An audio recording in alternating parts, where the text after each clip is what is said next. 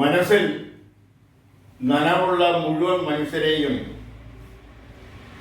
ഞെട്ടിപ്പിച്ചുകൊണ്ടുള്ള ഒരു വാർത്തയുമായാണ് ഇന്നത്തെ വർത്തമാന പത്രങ്ങൾ ഓരോരുത്തരുടെയും കൈകളിലെത്തിയത്. അത് മുൻപേക്കിൽ തന്നെയാണ് ആ വാർത്ത, പ്രധാനപ്പെട്ട വാർത്ത. Capital news. ആലപ്പുഴ ജില്ലയിൽ കരിവാറ്റ എന്ന സ്ഥലത്ത് വെറും 13 വയസ്സ് മാത്രമുള്ള ഒരു പെൺകുട്ടി, 8ാം ക്ലാസ് വിദ്യാർത്ഥിനി, തൻ്റെ അപ്പൂപ്പനെ കൊല്ലുന്നതിന് വേണ്ടി കൊട്ടേഷൻ കൊടുത്തു. ആ കൊട്ടേഷൻ കൊടുത്തത് ആർക്കെന്ന് ചോദിച്ചാൽ ആ പെൺകുട്ടിയുടെ കാമുകന്മാർക്ക്. +2 പഠിക്കുന്ന വിദ്യാർത്ഥികൾ, +1 +2 പഠിക്കുന്ന വിദ്യാർത്ഥികൾക്ക്.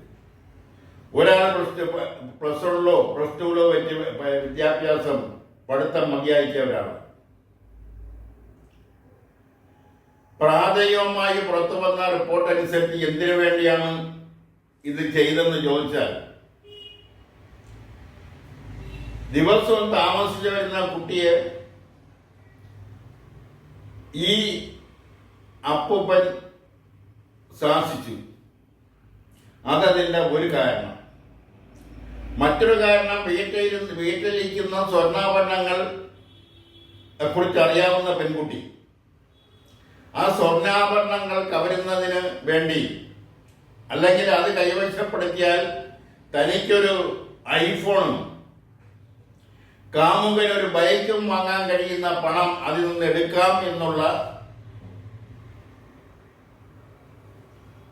തോന്നൽ, അല്ലെങ്കിൽ ആ ഒരു ചിന്താഗതി. ഇവിടെയാണ് പഠിക്കേണ്ട ഒരു പ്രധാനപ്പെട്ട വിഷയം.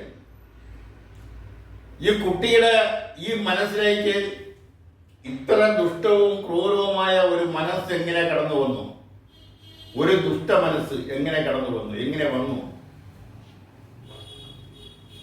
അത് സാധാരണമല്ല. ആ ദുഷ്ട മനസ്സ് എവിടെ നിന്ന് കിട്ടിയെന്ന് ചോദിച്ചാൽ അതിനെക്കുറിച്ച് പഠിക്കണം. അത് കുടുംബത്തിൽ നിന്നാവാം, അതല്ലെങ്കിൽ വളർന്ന സാഹചര്യത്തിൽ നിന്നാവാം, അതല്ലെങ്കിൽ മറ്റു ചില സാഹചര്യങ്ങളിലാവാം. എന്തായാലും ജനിച്ചു വളർന്ന സാഹചര്യമാവാനാണ് സാധ്യത കൂടുതൽ. ഒരാളുടെ ശരീരത്തിൽ 600 ജീവഗണങ്ങൾ ഉണ്ടെന്നാണ് പറയുന്നത്. അതിൽ 300 ജീവഗണങ്ങളും പാരമ്പര്യമായി ലഭിക്കുന്നതാണ്. ബാക്കി വരുന്ന 300 ജീവഗണങ്ങൾ മാത്രമാണ് അധ്യാപകരിൽ നിന്ന്, പുസ്തകങ്ങളിൽ നിന്ന്, സുഹൃത്തുക്കളിൽ നിന്ന്, സഹപാഠികളിൽ നിന്ന്, സഹപ്രവർത്തകരിൽ നിന്ന്, സമൂഹത്തിൽ നിന്നെല്ലാം ലഭിക്കുന്നത് 300 എണ്ണമേ വരുന്നു, 300 ജീവഗണങ്ങളെ വരുന്നു. അപ്പൊ ഇത്തരം കാര്യങ്ങളെല്ലാം പഠന വിഷയമാക്കിക്കൊണ്ട് മാത്രമേ ഈ സംഭവത്തെ വിലയിരുത്താനാവൂ. അല്ലാതെ ഇതിനെ ഒരു ഒറ്റപ്പെട്ട സംഭവമായി കണ്ടുകൊണ്ട് ആ നിലയിൽ അതിനെ വിലയിരുത്തുന്നത് ശരിയല്ല. മനുഷ്യൻ എന്ന പദത്തിനർത്ഥം തന്നെ മനനം ചെയ്യാൻ കഴിവുള്ളവൻ എന്നാണ്. മനനം ചെയ്യണമെങ്കിൽ മനസ്സുണ്ടാവണം, ആ മനസ്സിൽ നനവുണ്ടാവണം. എങ്കിൽ മാത്രമേ സഹജീവികളോട് സഹാനുഭൂതിയും സ്നേഹവും വാത്സല്യവും പ്രേമവും ഉത്തരവാദിത്വവും എല്ലാം ആ മനസ്സിലുണ്ടാവും. അതില്ലാതെ വരുന്നത് ബഹുഭൂരിപക്ഷവും ജനിച്ചു വളർന്ന സാഹചര്യങ്ങളാണ് അങ്ങനെ സൃഷ്ടിക്കുന്നത്.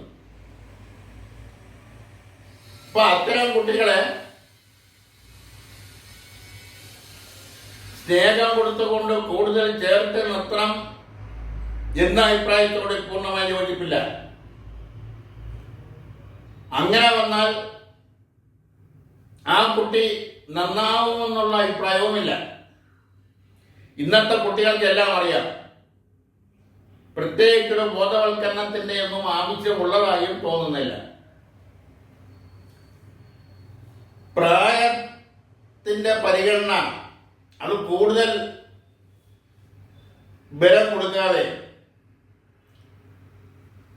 അതിനെ ഇനി ഇത് മറ്റൊരു കുട്ടി അല്ലെങ്കിൽ മറ്റൊരു സാഹചര്യത്തിൽ ആരും ആവർത്തിക്കാതിരിക്കുന്നതിന് നിയമം അനുശാസിക്കുന്ന എല്ലാവിധ നിയമ നടപടികളും ആ കുട്ടിയുടെ മേൽ ഉണ്ടാവണം എന്നാണ് കേരളദേശത്തിന് ഇതിനെക്കുറിച്ച് അഭിപ്രായം പറയാനുള്ളത്.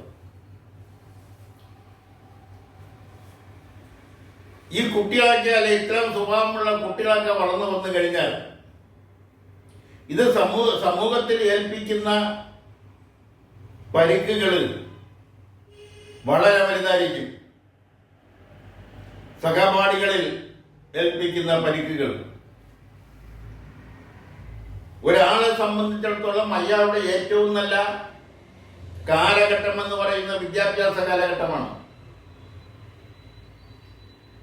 വിദ്യാഭ്യാസ കാലഘട്ടത്തിൽ ലഭിക്കുന്ന സൗഹൃദ ബന്ധങ്ങൾ ആ ബന്ധങ്ങൾ വളരെ വലുതാണ്. അത് മറക്കാനാവാത്ത ഒരു ബന്ധമാണ്. എന്നാൽ അതിൻ്റെ ഒരു മറുസൈഡ് നോക്കിയാൽ സഹപാഠികളെ മാരകായുധങ്ങൾ ഉപയോഗിച്ച് ആക്രമിക്കുന്നത്, സഹപാഠികളെ കുത്തി കൊലപ്പെടുത്തുന്നത്, ഗൂണ്ടകളുമായിട്ട് വന്ന് ആക്രമിക്കുന്നത്, അതെല്ലാം ഇന്ന് നിത്യ സംഭവങ്ങൾ അല്ല എങ്കിൽ തന്നെയും അപൂർവത്തിൽ അപൂർവമല്ല. സഹപാഠിയെ ഉപദ്രവിക്കുന്ന കാര്യത്തിൽ അതിനു പിന്നിൽ രാഷ്ട്രീയം കാണാം, എന്തെങ്കിലും സാമ്പത്തിക ഇടപാടുകൾ കാണാം, ലഹരി മരുന്നുമായി ഉണ്ടായ ഭിന്നതയോ ലഹരി മരുന്ന് ഉപയോഗിക്കുന്നതിലുണ്ടായ വികലമായ സ്വഭാവം ആകാം. അതുപോലെ തന്നെ ചില പെൺകുട്ടികളുമായിട്ടുള്ള ബന്ധത്തിന്റെ പേരിലാവാം. അങ്ങനെ പല പല കാരണങ്ങൾ കൊണ്ടാണ്, കൂടുതലും രാഷ്ട്രീയത്തിന്റെ പേരിലാണെങ്കിൽ തന്നെയും സഹപാഠികളെ കുത്തിമാറ്റുന്ന സംഭവങ്ങൾ അത് അപൂർവത്തിൽ അപൂർവമല്ല. ഇതെല്ലാം വെച്ച് നോക്കുമ്പോൾ നമ്മുടെ സമൂഹത്തിന് അല്ലെങ്കിൽ സമൂഹത്തിൽ ജനിച്ചു വളർന്നു വരുന്ന കുട്ടികൾക്ക് എന്താണ് സംഭവിച്ചത്? അവിടെ എവിടെയാണ് പിച്ചക് വന്നത്? അവരെ വളർത്തിക്കൊണ്ട് വന്നതിലുണ്ടായ പിശകാണോ? അവിടെ വളർത്തു ദോഷമാണോ ഉണ്ടായത്? പരിശോധിക്കേണ്ട വസ്തുതയാണ്. ഒരു കുട്ടിയെ സംബന്ധിച്ചിടത്തോളം ഏറ്റവും വലിയ കൗൺസിലർ എന്ന് പറയുന്നത് സ്വന്തം അമ്മ തന്നെയാണ്. സ്വന്തം അമ്മയ്ക്ക് ഒരു കുട്ടിയെ ബോധവൽക്കരിക്കാൻ കഴിയുന്നത് പോലെ മറ്റാർക്കും കഴിയില്ല.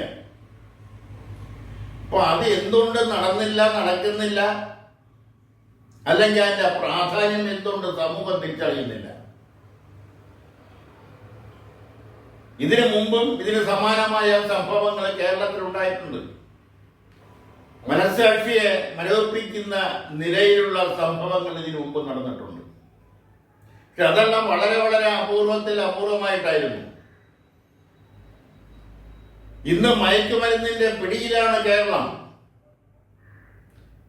സ്കൂൾ മുതലുള്ള കുട്ടികൾ മയക്കുമരുന്ന് ഉപയോഗിക്കുകയും അത് നിർമ്മിക്കുകയും വിപണനം ചെയ്യുന്ന ശൃംഖലയുടെ കണ്ണികളാണ്. ഇപ്പോൾ തന്നെ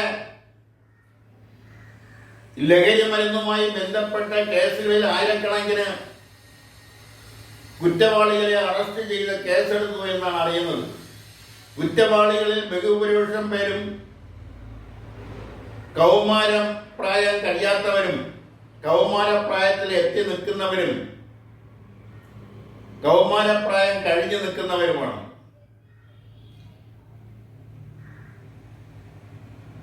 അതിനെല്ലാം നിയമം അതിൻ്റെതായ വഴിക്ക് കർശനമായ നടപടികളിലേക്ക് പോകുന്നതോടൊപ്പം തന്നെ ഇത് കേരളം എന്ന് പറയുന്ന കൊച്ചു സംസ്ഥാനത്ത് ഇത് പെരുകി വളർന്നു വരുന്നതിനുണ്ടായ രാഷ്ട്രീയ ഭൗതിക സാഹചര്യം കൂടി പഠിക്കണം. കുടുംബ ബന്ധങ്ങളിൽ ഉണ്ടാകുന്ന വിള്ളലുകൾ, സുരക്ഷേർച്ച, രക്ഷകർത്താക്കൾ തമ്മിലുള്ള, അച്ഛനും അമ്മയും തമ്മിലുള്ള സുരക്ഷേർച്ച ഇല്ലായ്മകൾ, അതിൽ പലപ്പോഴും കുട്ടികളെ ബലിയാടുകളാക്കുന്നത്, ഇതെല്ലാം ഇതിന് പലപ്പോഴും കാരണങ്ങളാവുന്നുണ്ട്. എന്തായാലും ഇത്തരം സംഭവങ്ങൾ ഇനി ആവർത്തിക്കാതിരിക്കാൻ അവിടെയൊന്നും സഹതാപമല്ല അവിടെ ആവശ്യം, കർശനമായ നിയമ നടപടികളിലേക്ക്. പ്രായത്തിന്റെ കുറവ് കാരണം അവർക്ക് അവർ സഹാനുഭൂതിയും അതുപോലെ തന്നെ ദയാവായ്പും ഒന്നും അറിയിക്കുന്നില്ല എന്നാണ് ഈ അവസരത്തിൽ പറയാനുള്ളത്. നിയമം അതിൻ്റെ വഴിക്ക് തന്നെ പോകണം, അത് കർശന നടപടികളുമായി മുന്നോട്ട് പോകണമെന്നാണ് ഈ അഭിപ്രായത്തിൽ കേരളീയ ദർശന് അടിവരയിട്ട് പറയാനുള്ളത്.